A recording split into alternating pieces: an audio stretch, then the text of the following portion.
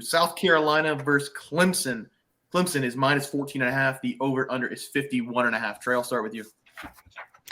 South Carolina showed up last week. They put a beat down on Tennessee. Clemson, they've been up and down. They lost one game, and they got dropped really bad in the college football playoff ranking, and they're struggling to make their way back up. But I'm going to go with the under 51.5 here. I do expect Clemson to win. 14.5 points is too much. Their offense has not looked very well, so I don't know if they're going to cover. South Carolina's coming into this matchup hot. The under is 4-1 in Clemson's last 5 games versus SEC opponents.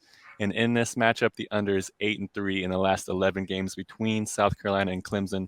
So I do think Clemson's going to win, but minus 650 on the money line isn't even close to what I'm looking for. So I'm going to go under the 51.5.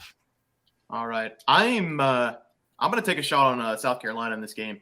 Last week you said it. They beat the crap out of Tennessee.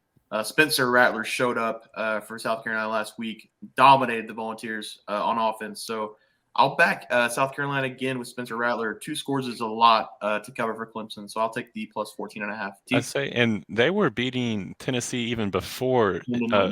Yes. So I think that even with Hendon Hooker going down, I don't think that you could play that into effect. South Carolina was whipping them even before that happened. Yeah, I think it was a 16, 17-point game. It was out of reach. So, All right, Teats? If it wasn't Clemson, I would be so for sure on this game. South Carolina has been trash this year in parts. They beat the hell out of Tennessee, but they also only scored 6 points against Florida.